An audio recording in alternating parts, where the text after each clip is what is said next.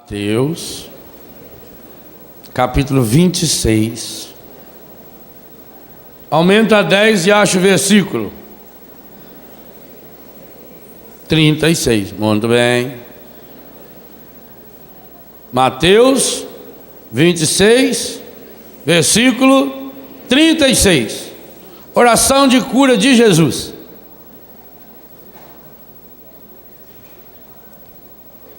Qual é o título? Daí a gente já dá de conseguir pegar um pouco o nível dessa oração. Porque nós não podemos pensar que Jesus não tenha passado pelas consequências do pecado. Ele passou. Ele não teve pecado, mas assumiu em si as consequências do meio do seu pecado.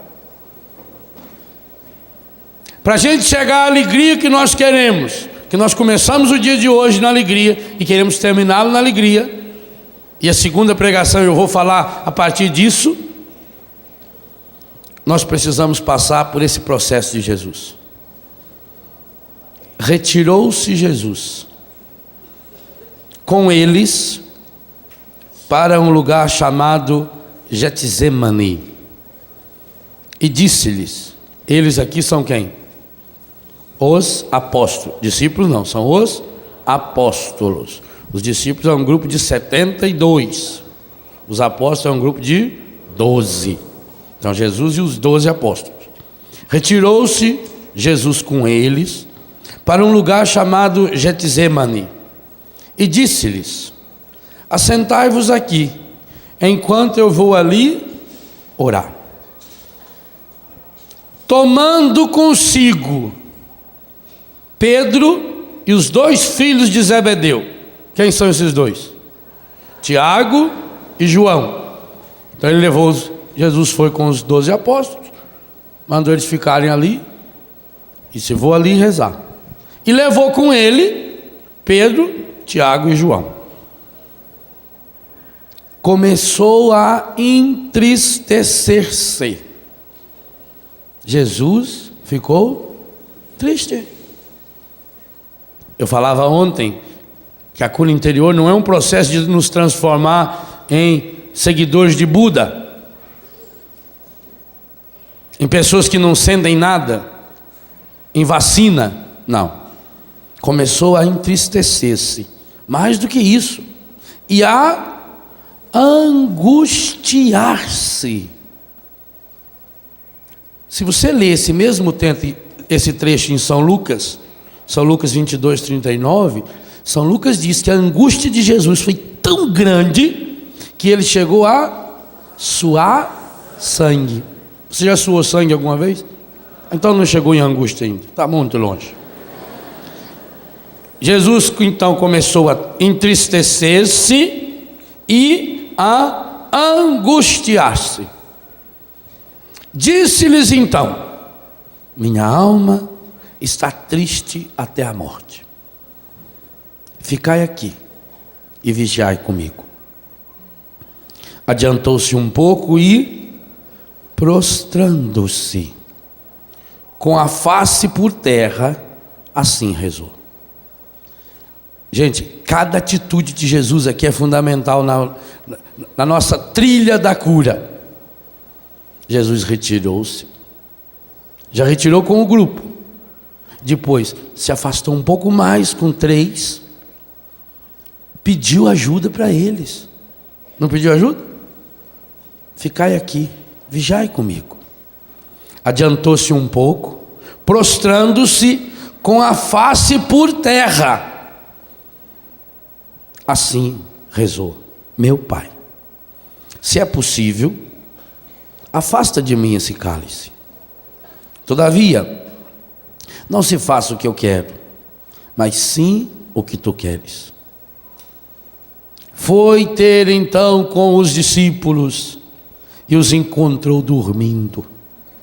E disse a Pedro, então não pudestes vigiar 1 hora comigo?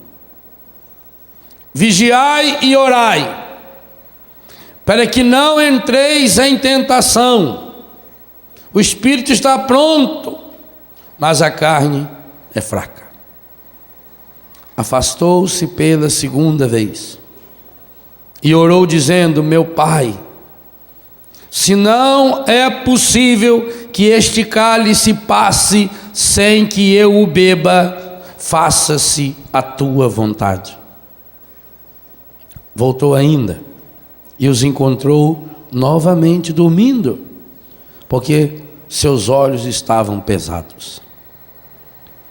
Deixou-os e foi orar pela terceira vez, dizendo as mesmas palavras. Voltou então para os seus discípulos e disse-lhes: dormi agora e repousai. Chegou a hora.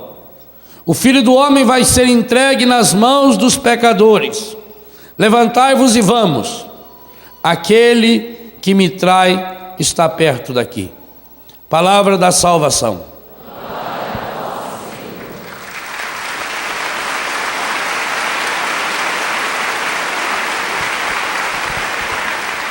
Eu penso que essa oração de cura interior que Jesus fez, porque essa oração é a grande oração de cura interior de Jesus. Não era cura espiritual, Jesus não precisava de cura espiritual, ele não pecou. Não era cura física, ele não tinha nenhuma enfermidade ali. Jesus fez uma profunda oração de cura interior, para nos ensinar também como fazer essa oração de cura interior. Sabe por quê? Muitos de nós aqui e aí em casa ainda não fomos curados? Porque nunca fizemos uma oração de cura interior seguindo o modelo de Jesus. É Jesus que diz para mim e para você: eu vim para que você tenha vida e a tenha em abundância. É Jesus que em João 14,6 diz: eu sou o caminho, a verdade e a vida. Ora, enquanto nós fazemos orações de cura interior seguindo os gurus da nova era, nós podemos até sentir uma paz, assim, um alívio interior, um desabafo espiritual, mas isso não é cura interior. Cura interior é uma oração feita a partir de uma suprema angústia. Segunda coisa pela qual muitos de nós ainda não fomos curados: nós não nos convencemos ainda de que estamos numa batalha, de que estamos numa guerra. Vou pegar um exemplo recente. Há 2 meses no máximo, o Brasil sagrou-se com um título fabuloso. Lembra qual?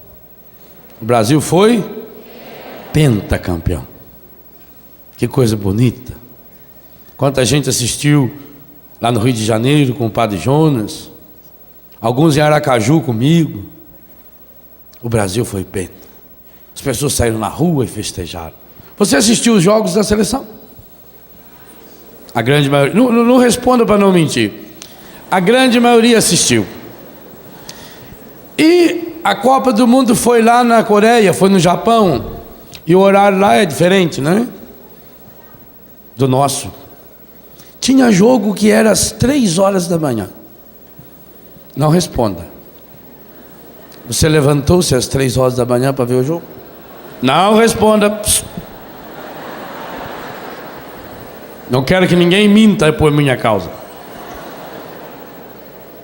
Talvez você punha um despertador, acordava. O seu menino, que para ir na escola não levanta de jeito nenhum, 2h30 estava em pé. Ia lá e puxava o dedão: pai, está na hora, pai, já soltou o foguete, pai. Não é assim?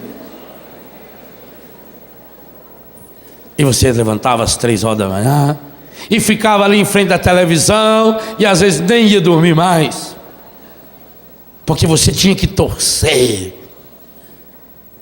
para que Ronaldinho, embora a grande responsável pela vitória da seleção foi minha mãe, Aquele modelo de cabelo do Ronaldinho foi ideia da minha mãe. Quando a gente era pequeno, a mamãe mandava cortar o cabelo a gente igualzinho. E lá no chaveca ficava queimando nojo. Falei, Ronaldinho copiou do Nazaré. Então você levantava às 3 horas da manhã e você assistia o jogo. E torcia, vai, vai, vai. A grande maioria das pessoas fez isso ou não? Pergunto, não responda também. Pergunto agora. Quantas vezes você levantou às 3 da manhã para rezar um terço?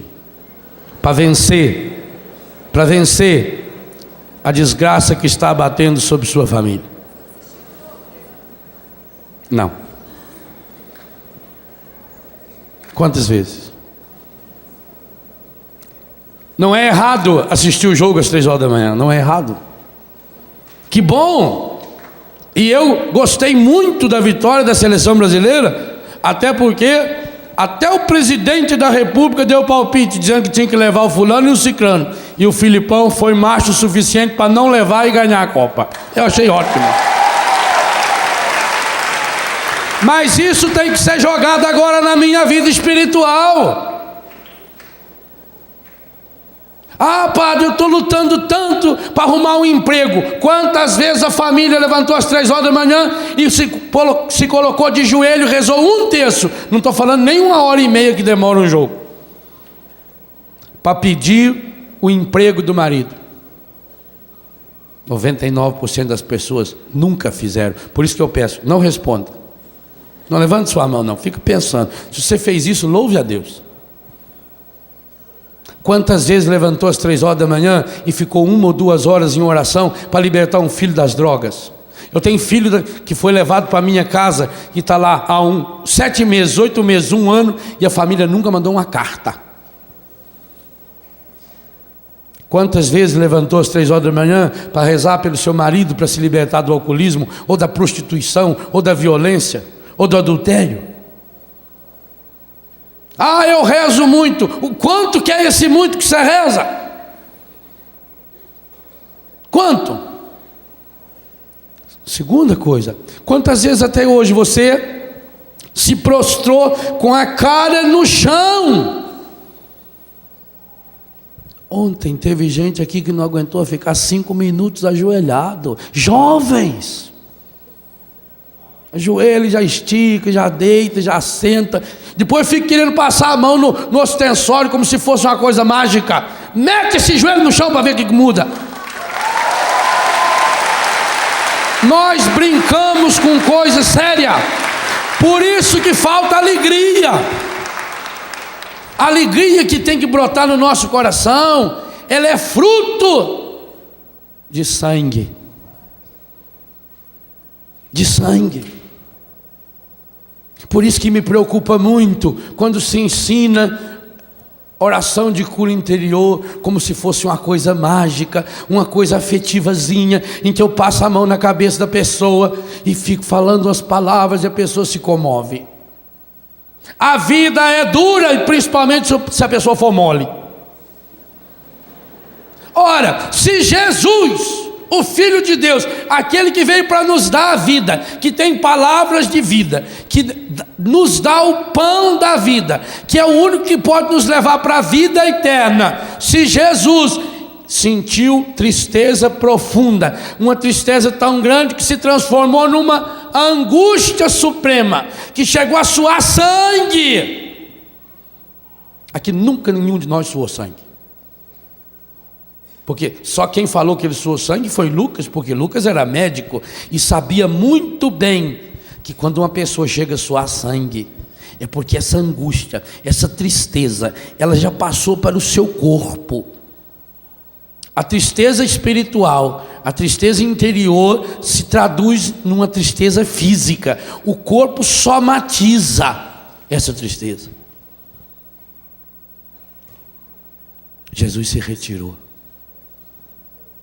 Nós não nos retiramos, nós não nos afastamos, nós vivemos num barulho danado, numa agitação, numa correria. Faz uma rezinha mágica, reza quem sabe 15 minutos por dia e acha que rezou muito. Vai uma vez por semana na missa e acha que Deus está devendo obrigação. Faz uma novena lá daqui, uma rezinha desse tamanho, reza 9 dias seguidos, de qualquer jeito, no intervalo da novela, reza aquilo lá, olhando para a televisão e acha, e cobra de Deus. Chega dessa espiritualidade de lixo. Enquanto vivemos essa espiritualidade de lixo, da superficialidade, nós não chegaremos a mergulhar na cura que o Senhor quer fazer. A cura interior não é opcional, não. Jesus veio para curar-nos interiormente, porque sem a cura interior não tem salvação. O ministério da cura interior em Jesus é um ministério salvífico, porque ele não é curandeiro, ele é salvador. Agora nós queremos um Cristo curandeiro, um Cristo que não me compromete, um Cristo que me ensine uma oraçãozinha mole. Não, Jesus se retira, se retirou com os 12, grupo. A coisa que o encardido mais está trabalhando para destruir na igreja são os grupos de oração, e triste, está conseguindo. Quantos grupos de oração morreram? Porque tem grupos de oração que hoje é uma assembleia não sei do que, onde tudo está organizado, a recepção está organizada, as músicas que o ministério vai cantar já estão todas elencadas na pasta, já tem o sujeito que fez a escola não sei das quantas e ganhou o diploma, esse pode ir lá falar, dar o ensino, leva 2 horas dando ensino, 15 horas dando aviso e não reza 5 minutos. E o que tem que acontecer nos nossos grupos é um pôr na mão no outro e rezar, interceder pelas pessoas. Enquanto não fizermos isso, os grupos vão caindo, e a gente tem que deixar de viver na lorota. Onde estão os grandes cenáculos que se realizavam? É muito fácil eu colocar a culpa nos outros. Eu dizia, aliás, talvez foi por isso que nunca mais me convidaram para pregar no Congresso Nacional da Renovação, porque a única vez que me convidaram para pregar na Basílica de Aparecida, eu falei na frente dos senhores bispos, senhores padres e não sei quantas mil pessoas que estavam lá, dizendo, a única coisa que pode atrapalhar e estragar a renovação carismática católica somos nós, quando deixarmos tomar pelo espírito de liderança e não de servo, porque a palavra líder não aparece na Bíblia. E é isso que está acontecendo. É isso. Tem gente que hoje tem tanto cargo, ele que pertence a tanta secretaria, que ele não tem tempo de fazer uma oração. Ele tem que organizar as pastas das secretarias dele, tudo. Jesus está nos dando um ensino concreto de cura interior. Retire-se com o grupo. É preciso que eu tenha um grupo. E dentro desse grupo, aí é uma sabedoria espetacular. Jesus tinha o grupo dos 12 apóstolos. Ele tinha os 72 discípulos, com os quais ele rezava. Mas ele tinha o grupo dos 12 apóstolos, que era para fazer a oração mais íntima. Foi para eles que Jesus ensinou o Pai Nosso. Foi com eles que Jesus partiu o pão e instituiu a Eucaristia. Foi com eles que Jesus instituiu o sacramento da reconciliação. Acabamos de receber um abraço de um sucessor deles, Dom Alberto. Os bispos são sucessores dos apóstolos. Mas entre aquele grupo, o grupo que Jesus rezava, o grupo que rezava com Jesus, Jesus tinha o seu grupinho de cura interior. E esse grupinho tem nome. Era formado por Pedro, Tiago e João. Sabe o que me impressiona? Os 3 piores. Em matéria de relacionamento, os únicos 3 que a Bíblia conta que tinha defeito de relacionamento. E aliás, para completar o quadro, a conclusão da oração é Jesus dizendo que está chegando o quarto. Qual é esse quarto que estava chegando ali? Judas. Ele está bem de oração. Jesus tinha o seu grupo, e dentro daquele grupo ele tinha os três que eram os seus verdadeiros amigos. Quem diz que tem muitos amigos não tem nenhum. Amigo, você tem que ter pouco. Talvez contar no dedo de uma mão. Mas é esse amigo diante do qual eu posso rasgar meu coração. Meu irmão, minha irmã, aquilo que nós falávamos ontem das máscaras, as piores máscaras que existem são as máscaras espirituais, que criam corações mascarados, e corações mascarados em pouquíssimo tempo tornam-se corações empedernidos, corações de pedras, corações feridos e machucados, e aí a ferida lá de dentro não sai. Nós precisamos de pessoas diante das quais nós podemos rasgar o coração. Isso eu preciso na família, eu preciso na comunidade, eu preciso na igreja. Não acontece cura interior sem intimidade profunda. Amigo é aquele diante do qual eu posso rasgar meu coração, mostrar a minha fraqueza. Cronologicamente falando, essa experiência de oração de cura interior de Jesus aconteceu na semana da sua morte, muito provavelmente na quarta ou na quinta-feira santa. Gente, que preparação o homem que vai salvar a humanidade. Como é que esse homem que ia assumir a missão de ser salvador do mundo e que ia convidar os discípulos a pregar o seu nome como Senhor e Salvador, inclusive entre os discípulos aquele que ia assumir, apóstolo portanto, a missão de seu sucessor, Pedro, o primeiro Papa. Que coisa estupenda! Jesus não tem máscara no seu coração, nem diante daquele que será o primeiro Papa. É por isso que depois Jesus vai poder fazer oração de cura interior na cruz. Pai, perdoa, eles não sabem o que fazem. E é por isso que depois de ressuscitado vai poder vir fazer a oração de cura interior no coração de Pedro. Jesus está nos mostrando que enquanto não entrarmos nesse processo de prostração, e a palavra prostrar eu lembrava ontem, ela tem esse duplo sentido. Quem não se prostra diante de Deus, se prostra diante da vida. E terrível, acaba se prostrando diante do engadido. Porque o sonho do engadido, e ele falou para Jesus, é que a gente acabe se prostrando diante dele. Esse é o sonho dele. Quantas pessoas prostradas na vida? Pega o dicionário e lê o que é prostrado.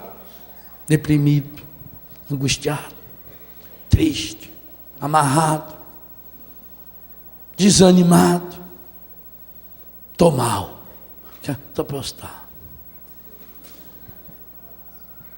Sabe por que a gente fica prostrado? Porque a gente não se prostra diante de Jesus, a gente não se prostra diante do Senhor.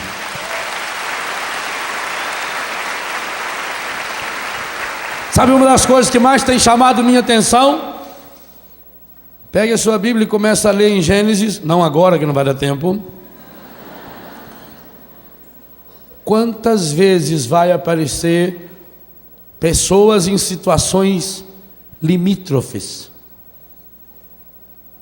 E qual é a atitude dessas pessoas? Prostrar-se em oração diante de Deus. Mas não uma oraçãozinha escondida lá no quarto, não. Quem quer experimentar a graça da cura interior não pode se esconder. Tem que tirar as máscaras. Jesus, embora não tivesse máscara, teve que tirá-las diante de Pedro, Tiago e João. Porque às vezes você podia dizer, mas eu não tenho para quem eu me abrir. Eu não tenho pessoas especializadas, experimentadas, cursadas ou sei lá o quê. Talvez tenha sido pedagógico que Jesus escolheu Pedro, Tiago e João. para mostrar para nós, olha aqui, diante de quem eu me abri. Pedro, o único que o negou 3 vezes. Tiago e João receberam de Jesus o apelido de Boanerges, filhos do trovão. Pensa bem. Às vezes a gente fica triste porque uma pessoa falou mal da gente. Jesus não falou mal, não. Ele chamou os dois de filhos do trovão. É feio. Trovão assusta. E de Pedro ele deu um apelido para Pedro que Deus o livre guarde. Mateus 16. Afasta-te de mim, encardido. Que coisa! De nenhum outro apóstolo ele chama, nem Judas. Pedro, encardido. Tiago e João, filhos do trovão. Pior ainda, pois foi diante dessa trinca medonha que Jesus 3 vezes se prostra em oração. Parece que as 3 vezes que Jesus se prostra significa uma para Pedro, uma para Tiago, uma para João. Talvez será por isso que Paulo vai escrever em Gálatas que os colunas da igreja, ou as colunas da igreja, é Pedro, Tiago e João.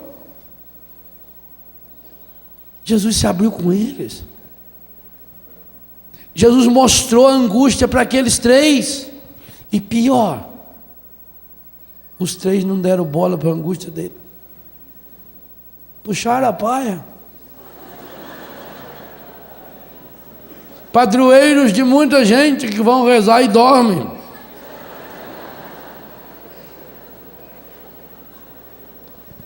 A primeira vez que Jesus se prostrou, ele ficou quanto tempo? 1 hora. 1 hora. Tenta ficar 1 hora prostrado, com a cara enfiada na terra. Já começa a incomodar. Foi igual do joelho ontem. Virando-se um pouquinho, vira para lá, vira para cá, estica. Logo senta, deita.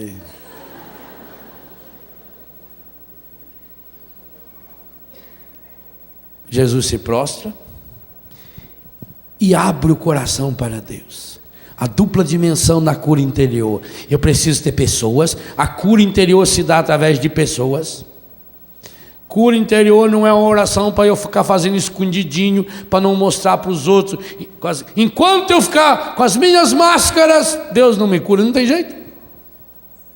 Jesus praticou a cura interior, abrindo-se diante dos 3 piores apóstolos nessa área. Parece que ele escolheu a dedo. Chorou diante deles. Desmoronou. Essa palavra cabe muito bem a esse texto. Caiu, desmoronou. Angústia suprema. E rezou ao Pai. Abriu o coração, arrebentou as máscaras do coração. Meu Pai, se possível, afasta de mim esse cálice. Jesus não foi dando risada para a cruz, não. Jesus não tinha uma atitude fatalista, tinha que acontecer. Ah, Jesus não tinha que morrer. Não. Ele veio para salvar o mundo. E coerentemente com a sua vocação e a sua missão, por amar demais o Pai e o mundo, tendo amado os seus que estavam no mundo, amou-os até o fim. João 13, verso 1. Em consequência da coerência desse amor, é que Jesus vai até o final e passa pela cruz. Mas a chegada da cruz teve Getsemane. Esse Jesus que quer dar a vida a mim e a você está nos ensinando algo muito importante. Ô meu irmão, ô minha irmã, tira a máscara. Aplica aquilo que você aplica na sua vida do dia a dia para a sua vida espiritual. Se você foi capaz de levantar às 3 horas da manhã para assistir um jogo da seleção que não muda nada na sua vida, o que você ganhou com o Penta? Nada. Então, se você conseguiu fazer isso, é Deus dizendo para você, você também vai conseguir sim. Agora enfrentar uma seleção muito pior, a seleção dos traficantes, a seleção dos prostituidores, a seleção dos desempregadores, a seleção dos corruptores. Tem um monte de seleção que está sendo treinada para jogar contra você. Guga é o melhor tenista brasileiro e já foi o melhor do mundo. E por que está perdendo? Porque está machucado. Fez uma cirurgia, ele vai voltar a ser o melhor logo logo. Fez uma cirurgia, está machucado. Inclusive agora nos Estados Unidos conseguiu 2 ou 3 jogos bons, mas não foi adiante, porque está machucado. É isso que Encardito faz comigo e com você. Você é o melhor do mundo. Você nasceu para ser a melhor pessoa do mundo, não melhor do que o outro. Você não tem que se comparar com ninguém. Você nasceu para ser melhor para o outro. Você tem que ser o melhor marido para a sua esposa, o melhor pai para os seus filhos, o melhor padre para a sua comunidade. O cristão tem que ser melhor mas ele está parando de ser melhor, porque está com o coração ferido e machucado, e por isso perde para qualquer gapeca que aparece na frente dele. Você está sendo derrotado. A derrota está dentro de você, não está fora. Nós estamos carregando a derrota, pois Jesus está dizendo 2 coisas fundamentais. Primeiro, você tem verdadeiros amigos? Não responda. Eu não estou falando colega, eu não estou falando conhecido, gente que me aplaude, gente que puxa o saco. Não estou falando isso. Isso é fácil. Se a pessoa precisar de você, ela vai atrás. Amizade interesseira, oh meu Deus, basta dar uma olhadinha agora em época de eleição que você vai ver o que aparece de gente, parente. Eu não estou falando disso aí. Eu não estou falando dessa futilidade do mundo, não. Para essa futilidade do mundo, já disse nesse palco aqui, não faz muito tempo, que Deus me deu a graça de cortar 99%. Falta alguns ainda, mas vou conseguir, se Deus quiser. Quem diz tem muitos amigos, aqueles amigos de festa, só das coisas superficiais, só para fazer folia. Quantos filhos chegam para mim e contam: ah, padre, quando eu tinha dinheiro, quando eu tinha carro, tinha sempre amigo. Na minha casa estava sempre cheio de gente, os colegas iam lá, para a gente ir para a zona, para a gente ir comprar droga. Sempre tinha amigo. A hora que eu me contaminei, a hora que eu perdi tudo, a hora que eu fui preso, não apareceu ninguém. Não tem ninguém. Eu louvo a Deus as situações difíceis que já aconteceram na minha vida, porque são essas horas que mostram para a gente quem a gente é para os outros. Porque para Deus eu já sei. Por isso nunca peça para Deus: Senhor, tira os problemas da minha vida. Não, peça para Deus: Senhor, dá-me a graça de superar os meus problemas. Deus me deu uma imagem, e essa imagem veio evoluindo. Uma parte dessa imagem eu já falei com vocês, inclusive está no livro Na Trilha da Cura. E outra parte Deus está me dando dessa imagem, e com certeza vai me dar muito mais. Daquele menino que depois de uma tempestade violenta, como aquela de anteontem, de manhã ele saiu na varanda da fazenda e gritou para o avô: vô, corre aqui! Vô, vem ver, vô! Como é que o senhor explica que essa figueira, essa árvore que gastava 4 homens para abraçar o seu tronco, como é que essa figueira tombou, vô? O vento derrubou a figueira, vô! E como é, vô, que aquele pezinho de bambu, tão fininho, como é que aquele pezinho de bambu não caiu, vô? Aí o vô pôs ele aqui no cangote. Falou, vem cá. Aí foi lá na figueira, mostrou a figueira. Falou, nossa, vô, ela está oca. É, filho, com o tempo a figueira foi ficando oca. Vô, mas não parecia. É por causa da casca, filho. Tinha uma casca muito grande. A gente não via, se olhava para a figueira, ela estava lá, metidona, poderosa. Achou que era muito importante. O vento. Ele falou, vô, mas o bambu também é oco. Aí o vô gostou mais ainda. Falou, então vem cá. Aí chegou lá no bambu, bambuzinho pequenininho. Falou, primeira diferença. O bambu sabe que é oco desde pequeno. Essa é a primeira coisa. Primeira coisa que o bambu ensina para mim e para você. Depois você vai na catorce de bambu ali e aprende o resto. Primeira coisa que o bambu ensina para mim e para você, desde pequeno a gente é oco. O que significa isso? Vazio para poder encher-se de Deus. Por isso que a gente foi feito oco. Por isso que a gente nasce vazio. Porque Deus quer nos encher com o seu em plenitude. Então, primeira coisa, o bambu sabe desde pequeno que ele é oco. Então, sabendo que é oco, que é fraco, ele toma alguns cuidados. Segunda coisa que o bambu nos ensina, a nossa vocação é o céu. O bambu é uma grama, é da família das gramíneas. Enquanto as gramas comuns se alastram, o bambu, sendo uma gramínea, sobe. Porque ele tem uma meta. Todo bambu só cresce para o alto. Você também. Ou você cresce para o alto, ou a tempestade vai derrubar você.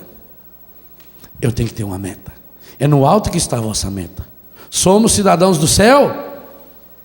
Nós nascemos para lá. É lá para cima que eu tenho que olhar. O bambu está sempre olhando para o céu.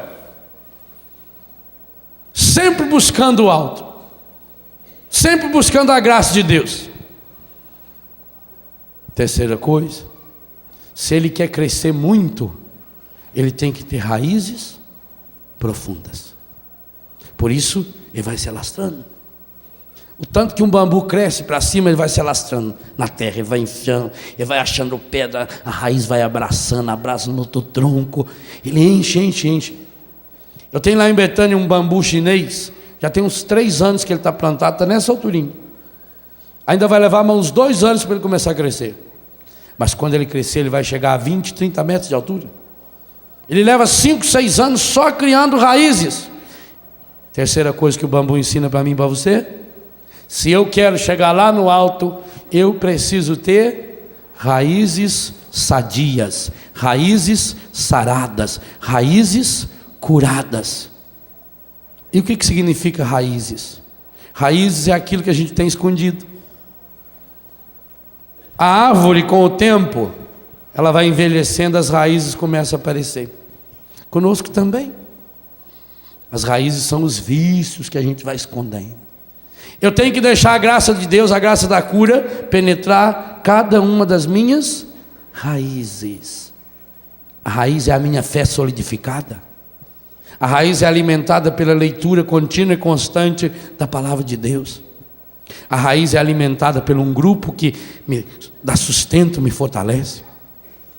Primeira coisa que o bambu me ensina. Primeira coisa, eu sou oco, desde pequeno. E por que eu sou oco? Para poder ser cheio de Deus. Então, quanto mais eu me esvaziar, mais cheio de Deus eu serei. Segunda coisa que o bambu me ensina, é preciso crescer para o alto. Terceira coisa que o bambu me ensina, eu preciso ter raízes profundas, raízes sólidas, raízes saradas, raízes curadas. Quarta coisa, bambu não cresce para o lado. Se eu quero ter a graça de crescer para cima, eu não posso criar galho. Bambu não cria galho. A figueira criou galho, bambu não. Criar galho significa dispersar nossos dons, nossos talentos em coisas que não deve. Quantas pessoas se enroscam na vida porque está sempre amarrado, está amarrado com fulano, com cicrano, com a falsa amizade, tem que vir, eu tenho que ir lá porque, sabe como é que é, né, a vida na sociedade, eu tenho que ir, coisa nenhuma, vou se eu quiser. Uma vez a senhora lá em Brusque falou para mim, o senhor esteve na casa de fulano, não foi na minha casa. Não sei por que eu tinha que ir na sua casa. Já não casei para isso, minha filha. Eu vou onde eu quiser. Falou, credo. A gente vai criando tanto galho, depois vive quebrando galho. A pessoa se divide, tem tanta coisa para fazer. É o tal das secretarias, né? Cria tanta secretaria, tanta galhada. Corta as galhadas. Porque quanto menos galho eu tiver, menos dolorosa será a poda. E João 15 diz que a gente será podado. Os galhos significam as coisas que a gente vai acumulando. Já percebeu quanta coisa a gente tem que a gente não precisa ter para ver? E vai se apegando. Tem gente que chega lá, se aquela caixinha cor de abóbora que ganhou no aniversário da avó dela de 1938, se aquilo não tiver lá, ela fica deprimida. Estragou a minha caixinha. Porque eu queria hoje usar aquela calça com o zip nas costas e não. Corta um pouco do galho. Quanto menos coisa a gente tem, melhor. É como aquele sujeito que foi procurar um guru, um sábio espiritual, um mestre, para pedir ajuda para ele. Falou, ele mora aqui, a casa dele é logo aí. Aí chegou até a casa dele, era um salão, o homem morava numa tenda. Aí entrou, o mestre convidou ele a entrar, chegou lá, tinha um colchão no chão, 2 cadeiras, 2 pedras assim, uma panelinha, mais nada. Aí o homem ficou impressionado com aquilo e falou, mestre, onde estão as suas coisas? Aí o mestre riu e falou, onde estão as suas? Ele falou, mas eu estou aqui de passagem. Eu também. Nós estamos aqui de passagem. Se você quer crescer lá para o alto, corte os galhos, corta a galhada, canaliza. Crescer para o alto e tirar as galhadas significa investir a minha vida, e isso vale para tudo. Quantas famílias estão cheias de dívidas, cheias de problemas, porque não se une? Corta o galho, corta o supérfluo. Quanta coisa que você não precisa. Oh meu Deus, quanta coisa eu não preciso para ser feliz. Quanta coisa. Eu não preciso. Só que a gente vai se apegando, O galho é assim, ele vai grudando. O galho cresce aqui, gruda lá. Aí aquilo parece que já faz parte do galho. Aí tem que proteger aquilo. E aí vai ficando pesado. O galho é muito grande. Aí começa bicho vir fazer ninho ali em cima. E cobras e lagartos. E vai apodrecendo. E a pessoa tenta proteger os galhos. Corta os galhos. Eu conto no livro Na Trilha da Cura. Primeira vez que eu cheguei a Paris, eu fiquei decepcionado com aquilo lá. Falei, lugar feio. Era inverno, aquelas árvores tudo seco. Eu falei, por que não corta isso tudo, né? E depois, quando eu voltei lá, logo em seguida, primavera, aquilo tudo verdinho. A natureza ensina a gente. Na hora do frio, ela recolhe, ela não é besta. Deixa cair a folha. Agora vai segurar as folhas. Segura a folha, a raiz apodrece. A natureza é sábia. O que ela faz? Ela mesmo dá uma chacoalhada assim, aproveita o vento, joga a folha cai no chão, aí fica quentinha, a raiz dela dorme sossegada. Ela recolhe a seiva e joga para a raiz, porque a terra fria mata. Aí quando começa a melhorar a temperatura, ela vai devagarinho soltando. Por isso que a gente tem que podar as plantas no inverno, porque a seiva dela está concentrada na raiz, aí não morre. Será que você não está com um galho demais? Alguns de nós somos umas galhadas enormes. Aliás, tem pessoas que quando ela chega no lugar, você já nota aquela galhada chegando. Aquela coiseira, aquilo parece uma árvore de Natal, aquele desfilando. Parece um pavão, parece um peru. Aquilo. Ai, e chega lá e chega pra cá. Consegue nem andar naquilo, né? Corta! Bambu é oco desde pequeno. Quer crescer para o alto. Cria raízes profundas e não cria galho. 4 coisas já aprendi. Primeira, oco desde pequeno. Por que eu sou oco? Para Deus me encher com o seu Espírito Santo. Por que Maria é feliz? Porque é cheia de graça, cheia do Espírito Santo. Eu tenho que ser oco, mais cheio do Espírito Santo. Segunda coisa, minha meta está no alto. Terceira coisa, raízes profundas, sólidas, saradas. Quarta coisa, é preciso cortar o galho. Quinta coisa que o bambu me ensina: olha bem de perto para o bambu. Você já viu que ele é cheio de nozinho? Não é o nó que enfeia o bambu, é o nó que dá resistência ao bambu. Por isso que lá embaixo o nó vai juntando mais próximo assim. A parte mais velha do bambu, o nó vai ficando. Porque nó significa cada etapa que eu venço, cada problema que eu supero. Cada problema que eu supero na minha vida me torna uma pessoa mais forte, me torna uma pessoa mais resistente. Se o bambu não tivesse nó, ele seria lindo, parecia um cano de PVC, mas na primeira ventania o bicho rachava de cima e embaixo. É o nó que dá resistência ao bambu, é o nó que faz o bambu ser forte, é o nó que faz o bambu ser firme. Cada nozinho significa um problema resolvido. Cada vez que eu supero um problema, cada vez que eu supero uma dificuldade, cada vez que eu supero um desafio, cada vez que eu perdoo uma pessoa que me machucou, cada vez que eu peço perdão a alguém que eu machuquei, cada vez que eu faço um pequeno jejum, é um nozinho que vai se solidificando, e esse nozinho vai amarrando e vai dando consistência. E o bambu chega a ser tão forte que na China eles fazem ponte para passar caminhão de guerra feito de bambu. Eles fazem escadas, edifícios enormes. Eu preciso aprender com os nós. Os nós significam dificuldades superadas. Aqui Jesus dobrou-se diante de algumas dificuldades.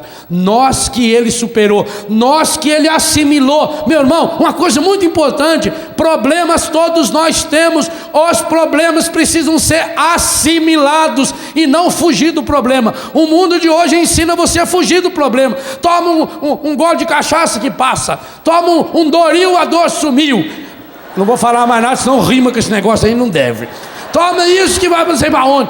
Não, Jesus está dizendo para você: supere os problemas, vença os problemas. Eu estou aqui para mostrar como. Para você superar esses problemas, você precisa ter a humildade do bambu, de se pinchar no chão, de se enraizar no chão, e cada dia viver como um dom de Deus. Por isso que Jesus, o Deus da vida, nos ensina: o pão nosso de cada dia. Tem um problema a ser superado, supere esse problema agora. Resolva. Como que eu vou resolver? Jesus deu a pedagogia para nós. Vai para o seu grupo. Lá no seu grupo, aquelas pessoas que são amigas, 2 ou 3 pessoas. Aliás, o evangelho de hoje vai tratar dessa mesma temática. Coloque-se com essas pessoas num momento retirado de oração. Abra o seu coração, faça uma oração honesta. Meu Deus, minha alma está triste. Senhor, eu estou abatido. Senhor, eu estou com dor. Senhor, eu estou abatido demais. Senhor, eu estou machucado. Senhor, eu estou ferido. Senhor, eu estou me sentindo sozinho. Chora diante de Deus, chore suas mágoas diante de Deus. Aquela definição linda de oração que está no primeiro livro de Samuel, capítulo 1, versículo 10, 11, 12, 13, 14 e 15. Ana rezando. E quando o sacerdote acha que ela está bêbada, porque o jeito que ela rezava, ela diz: não, eu não estou bêbada. Eu derramo a minha alma na presença do Altíssimo. Que definição de oração. Derramo a minha alma, derramo. Derramar é pegar um copo e derrama a minha alma na presença. E você derrama a sua alma na presença de quem? O bambu tem nós, e nós significa etapas. Uma longa caminhada se faz com pequenos passos. Andar é a coisa mais fácil que tem, você só mexe o pé de trás, ó. Observe que depois em casa você pode fazer a experiência. Veja, ó, só estou mexendo o pé de trás, o da frente eu nem me incomodo com ele. E anda. Significa que problemas a gente tem que solucionar um de cada vez. Ai, padre, eu tenho 30 pratos para lavar.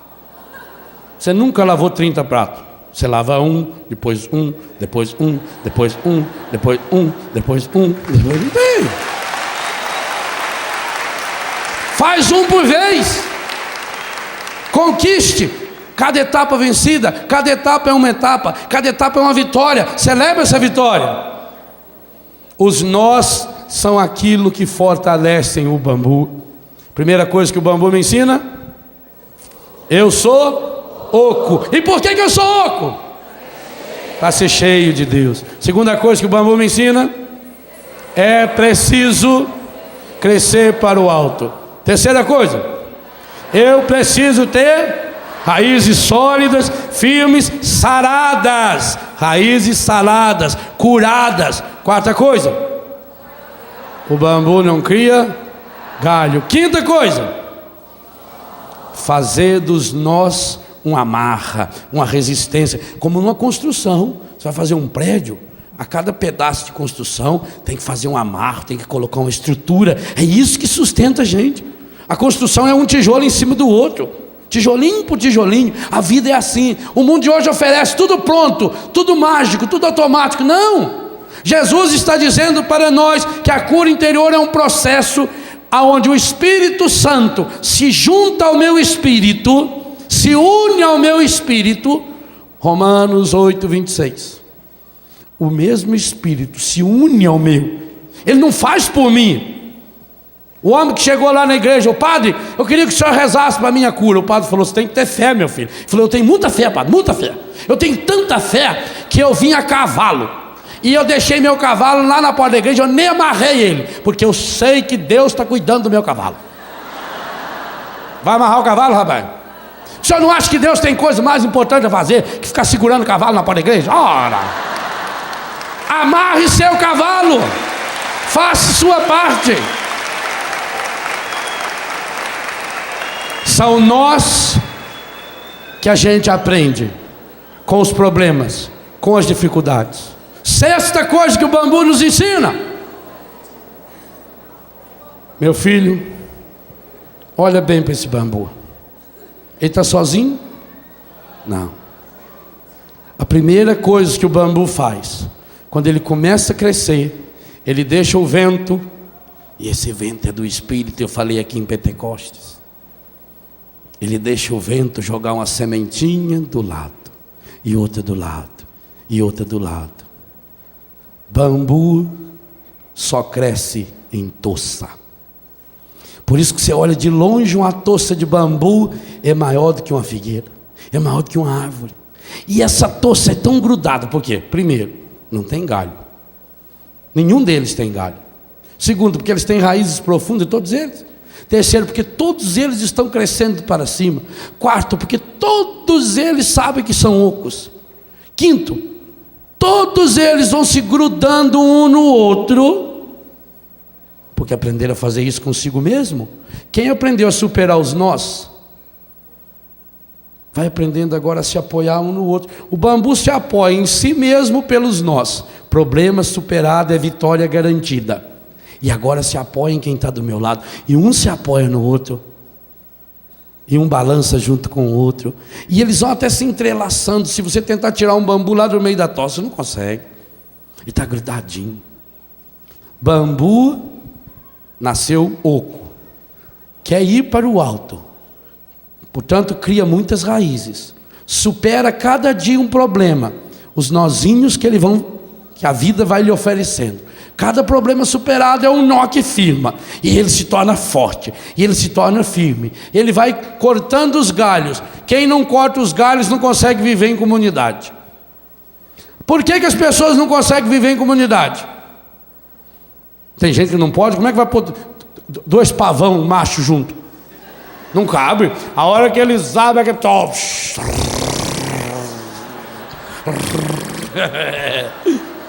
Tem marido que quando chega em casa a mulher tem que ir embora, porque não cabe os dois, não cabe. A hora que a mulher chega, o marido e vai lá. Manhã! E sobe. Corta os galhos. A sua comunidade está sendo destruída, por quê? Porque tem galho demais, corta. O que são os galhos? São os milindres. Ai, fala uma coisa, deixa eu tão triste. Padre, eu gostava tanto que a pessoa, ajudei tanto ela, tanto. Agora só vi a hora que a gente mais precisa. Como dói em gratidão. A hora que a gente mais precisa, que a gente sabe. Milindre, corta o galho. Caiu um galho, aprenda com a lagartixa.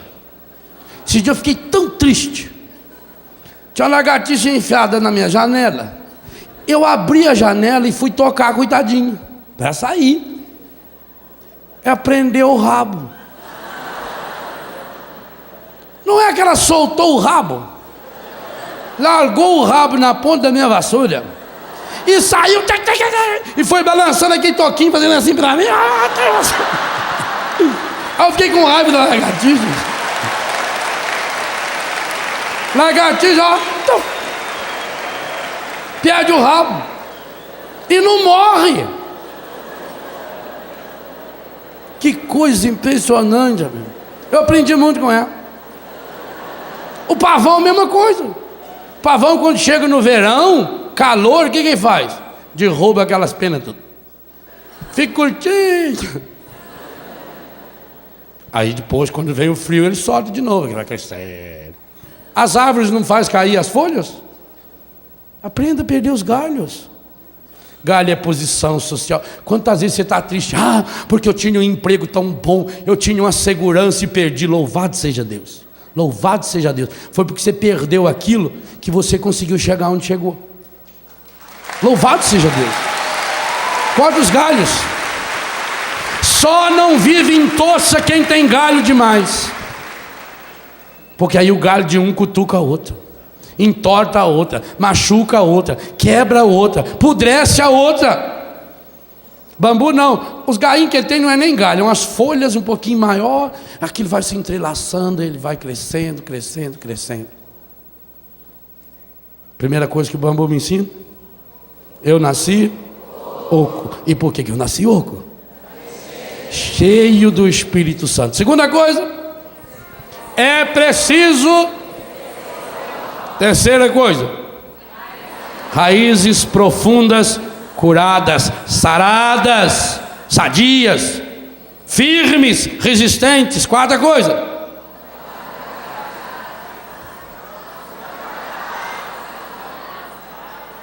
chegue num acordo. Se eu quero crescer para o alto, eu preciso cortar os meus. Quais são os galhos que eu preciso cortar? Os vícios. Quinta coisa, os nós têm que ser transformados em problemas superados, que vão criando a minha resistência. Sexta coisa, o bambu cresce sempre em toça. Sétima coisa, tudo em Deus é perfeito. O menininho desceu do cangote do avô, o avô pegou a ponta do bambu, entortou até o chão, soltou, o bambu voltou. Meu filho, aprenda com o bambu a ter a humildade de se curvar na hora da tempestade.